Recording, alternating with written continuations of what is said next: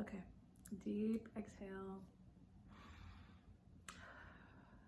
Inhale. I have been not wanting to talk about this. It's a dream that I had a couple of months ago.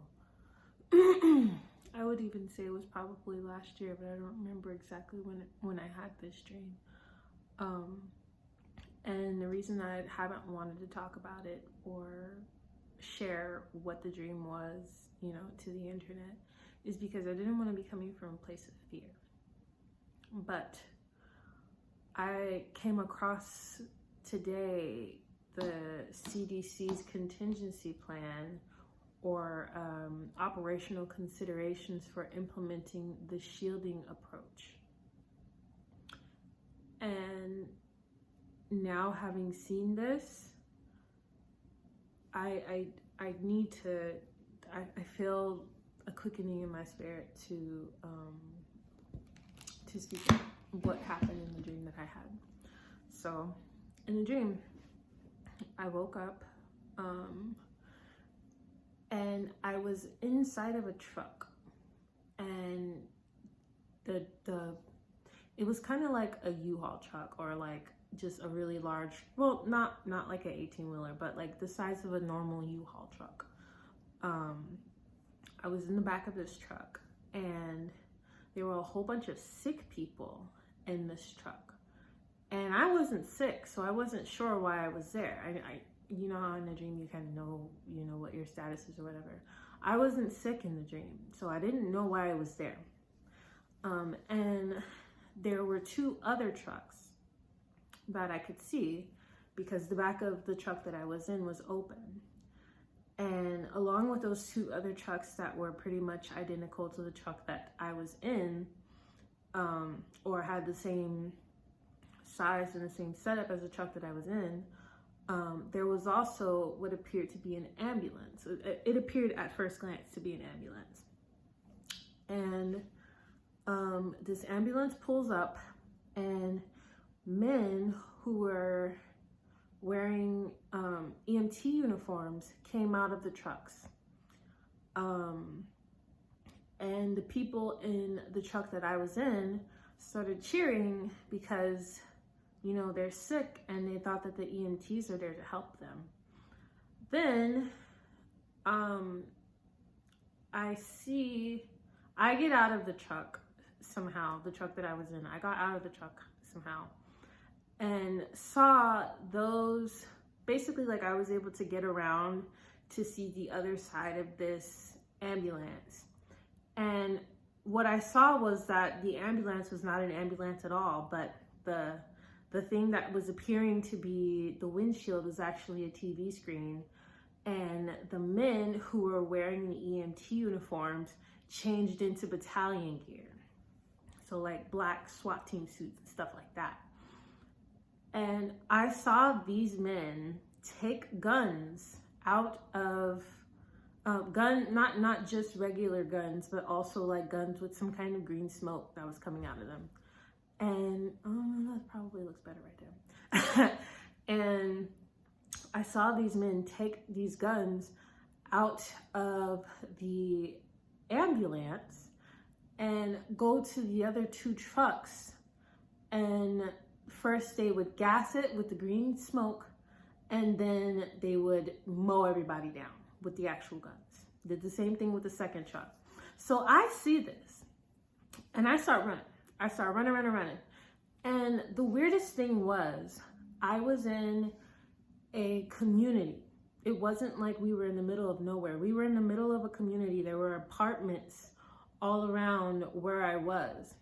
And there were people looking out of those apartments all around where I was. And although the people could see what was happening, they could see what was going on, they were doing nothing to stop it.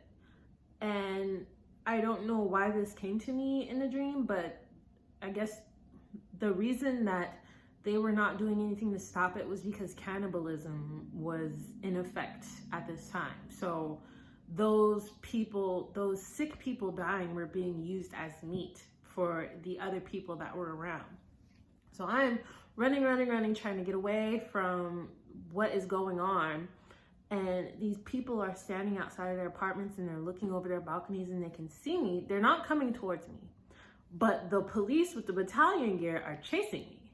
Even, I'm not sure why they didn't shoot me, but, or maybe they were shooting at me and they just weren't able to get me because you know how police shoot in movies. Anyway, so I'm running. Then I come across another neighborhood.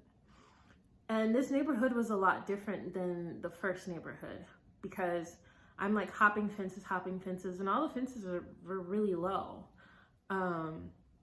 And I get to this one house and there is an older Black woman living there.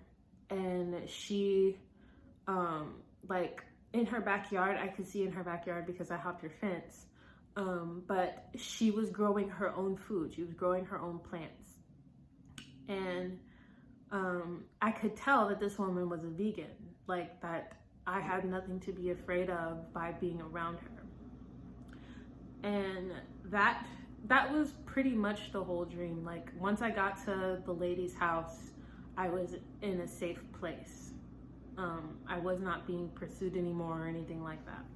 So I say all this because what that CDC recommendation for the, what is it called again? Shielding approach. That sounds like exactly, literally exactly what was being perpetrated in the dream that I had. That these people were sick and they were being relocated, and they were told that they were being relocated so that they could be treated.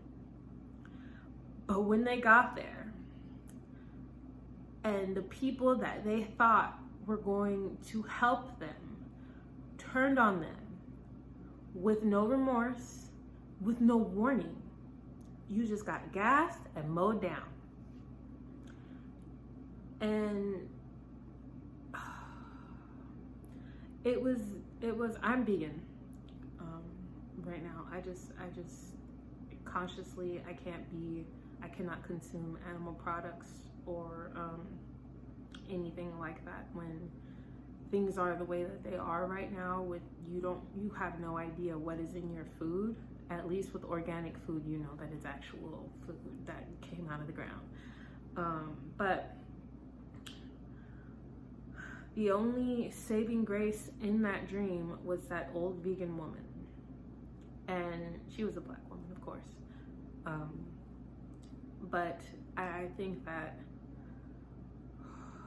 we need to really, really analyze who is helping and who is hurting right now. And the scary thing for me is that in the United States, there is something called eminent domain, where the government can basically forcibly buy any land. It doesn't matter if you owned it or not, if you lived on there for years, it doesn't matter. As long as they give you the money for it and they have a reason that they deem is necessary for it, they can take your land. So it's not even a factor of trying to get land in the United States, because at any point, especially with our corrupt government, they can take it back from you. Especially with how things are with Bill Gates buying up all the farmland. Like, I can connect the dots and see what's happening, but I hope that y'all are really getting prepared, because not to be in a spirit of fear, but putting ourselves in a physical position of power, meaning I do not have to go to whatever or whoever in order to be healed.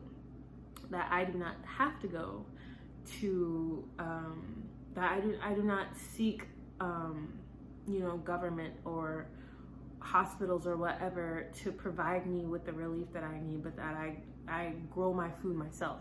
And I don't do that yet, but that is the next goal, is to grow food myself, because the way that things are going in our our food chain, in our it's a lot. So again, I just posted a video about how modern Black women really need to prepare themselves, but this is to reiterate that I am not coming with that message in a spirit of I am better than you or anything like that. No, sis. It has nothing to do with me and everything to do with you and your children and your family. Like, please prepare yourselves.